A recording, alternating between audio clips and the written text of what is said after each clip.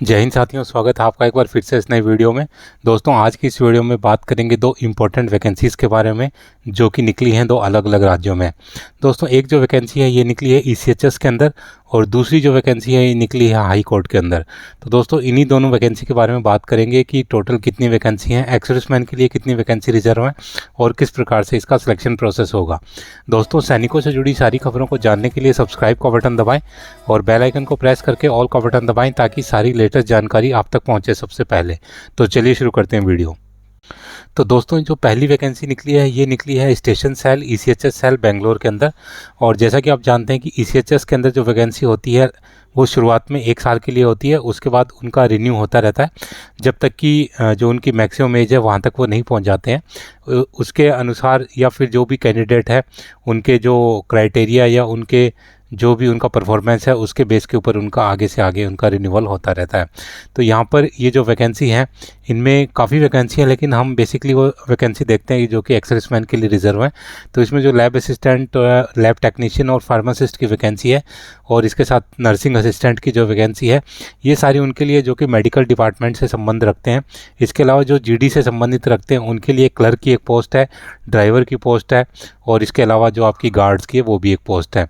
तो इनमें सैलरी भी आप देख रहे हैं, जैसे कि लैब टेक्नीशियन की जो सैलरी है वो लगभग उनको फिक्स मिलेगा 28,100, फार्मासिस्ट की 28,100, नर्सिंग असिस्टेंट की 28,100 और डेंटल हाइजीनिस्ट की 28,100।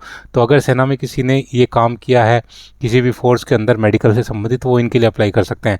बाकी जो जीडी के जवान हैं उनके लिए जो क्लर्क की या डाटा एंट्री ऑपरेटर का वो काम कर सकते हैं, तो उनमें उनका ग्रेजुएशन होना चाहिए, क्लास 1 होना चाहिए क्लरिकल ट्रेड के अंदर और मिनिमम उनका 5 साल का एक्सपीरियंस होना चाहिए। ड्राइवर के लिए क्लास 8 होना चाहिए और एमटी ड्राइवर का कोर्स उसमें होना चाहिए और इसी प्रकार से जो गार्ड्स के लिए 8th पास होना चाहिए। दोस्तों, इसमें डेजिग्नेशन के हिसाब से अलग अलग सैलरी है, जैसे कि आप देख रहे हैं ऊपर जो सैलरी 28,100 है, उसके बाद 22,500, 19,700 और 16,800। तो आपका जो डेजिग्नेशन है उसके अकॉर्डिंग इसमें आपको सैलरी दी जाएगी। इसके अलावा भी इसमें काफ़ी पोस्ट हैं जो कि आप देख सकते हैं।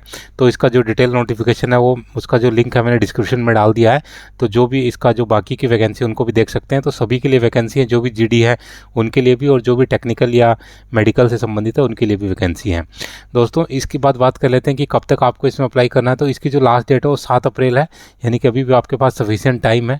और इसमें जो उनका सीएचएस का सेल का जो नंबर है वो दे रखा है, तो ये नंबर पे जाके या ईमेल आईडी भी दे रखी है, आप अगर और डिटेल में जानना चाहें तो जान सकते हैं।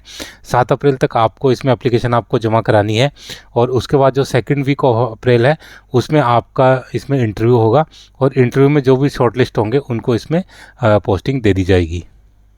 दोस्तों, डॉक्यूमेंट देख लेते हैं क्या क्या लेके जाना है। तो आपको अपने original certificate, marksheet, degree 10th या 12th की, जो भी ग्रेजुएशन की या पोस्ट ग्रेजुएशन की, जो भी आपने डिप्लोमा किए हैं, कोर्स किए हैं, वर्क एक्सपीरियंस आपका और इसके साथ आपका डिस्चार्ज बुक और पीपीओ, ये सभी डॉक्यूमेंट्स आपको इसमें ले जाने पड़ेंगे। दोस्तों, इसके बाद अगर नेक्स्ट वैकेंसी की बात करें तो ये निकली है आपकी साहिबजादा अजीत सिंह नगर पंजाब के अंदर और यहाँ पर जो डिस्ट्रिक्ट और सेशन कोर्ट है वहाँ पर ये वैकेंसी निकली है। इसमें बेसिकली आपकी 2 वैकेंसी निकली है, एक तो आपकी क्लर्क की वैकेंसी है और दूसरा आपकी स्टेनोग्राफर ग्रेड 3 की वैकेंसी है। ये दोनों वैकेंसी भी एडहॉक बेसिस पर है जब तक कि इन्हें परमानेंट नहीं किया जाता माननीय कोर्ट के द्वारा।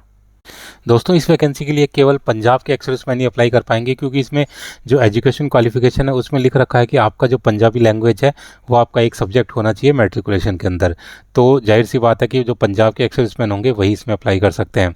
बात कर लेते हैं पोस्ट की। जो क्लर्क की पोस्ट है यहाँ पर टोटल 28 पोस्ट है और इनमें से अलग अलग इन्होंने कैटेगरी वाइज दे रखा है। तो एक्स सर्विसमैन के लिए जो जनरल एक्स सर्विसमैन के लिए 2 पोस्ट हैं, एक्स सर्विसमैन वुमेन अगर नहीं होती हैं तो वो भी जो पोस्ट है एक्स सर्विसमैन को मिलेगी, तो वो 2 पोस्ट है। इसके अलावा जो एक्स सर्विसमैन एससी कैटेगरी की 1 पोस्ट है, ex serviceman SC category 1 post है और एक्स सर्विसमैन जो ओबीसी कैटेगरी की 1 पोस्ट है। पे स्केल की बात करते हैं, यहाँ पर आपको कंसोलिडेटेड मंथली सैलरी वो 29,200 रुपये मिलेगी और इसके बाद जब भी आपको परमानेंट किया जाएगा तो जो भी बाकी के अलाउंसेस हैं जो भी एप्लीकेबल होते हैं वो सारे इसमें आपको दिए जाएंगे। बात कर लेते हैं एजुकेशन क्वालिफिकेशन की। तो बेसिकली आपको 3 चीज़ें इसमें चाहिए। पहला, आपका बैचलर डिग्री होना चाहिए, चाहे वो किसी में भी हो, आर्ट्स में, साइंस में या कॉमर्स में। इसके बाद दूसरा, आपका जो 10th क्लास में आपका पंजाबी लैंग्वेज होनी चाहिए, और तीसरा आपका कंप्यूटर की टाइपिंग स्पीड होनी चाहिए कम से कम 30 वर्ड पर मिनट की। एज लिमिट जो भी गवर्नमेंट ऑफ इंडिया के नॉर्म्स है उसके अकॉर्डिंग होगी, तो एक्स सर्विसमैन इसमें आराम से क्वालिफाई करेंगे, इसमें किसी प्रकार की उनको प्रॉब्लम नहीं आएगी। नॉर्मल कैंडिडेट के लिए एज है वो 37 ईयर्स इसमें रखी गई है। इसके बाद बात करें स्टेनोग्राफर की, तो स्टेनोग्राफर की टोटल 28 पोस्ट है, जिनमें कि एक्स सर्विसमैन की एक वैकेंसी है, एक्स सर्विसमैन वुमेन की एक vacancy, ex serviceman SC M&B की एक वैकेंसी और एक्स सर्विसमैन OBC की एक वैकेंसी है। इसमें भी आपकी जो कंसोलिडेटेड सैलरी रहेगी 29,200 रहेगी। इसमें क्या क्या चाहिए देख लेते हैं। आपका बैचलर डिग्री होना चाहिए, चाहे किसी भी आपका स्ट्रीम में हो, bachelor of arts, bachelor of science या बैचलर ऑफ कॉमर्स, आपका कोई भी इसमें चलेगा।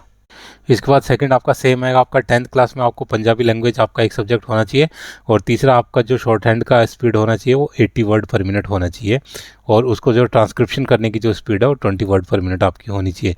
इसमें भी नॉर्मल कैंडिडेट के लिए जो एज 18 से लेकर के 37 वर्ष रखी गई है, लेकिन एक्स सर्विसमैन को इसमें छूट मिलेगी। तो एक्स सर्विसमैन को अपनी प्रेजेंट एज में से सेना की सर्विस को माइनस करना है, और उसके बाद उसको 3 साल और माइनस करना है। उसके बाद जो उनकी एज है 37 वर्ष से कम होनी चाहिए। इसमें जो क्लर्क का जो है सिलेक्शन प्रोसेस वो 2 भागों में कंप्लीट होगा। एक आपका रिटन टेस्ट होगा, उसके बाद एक आपका जो टाइपिंग स्पीड होगा, जिसमें कि आपको 30 वर्ड पर मिनट की स्पीड इसमें चाहिए होगी। ये जो रिटन टेस्ट है 29 मार्च को होगा।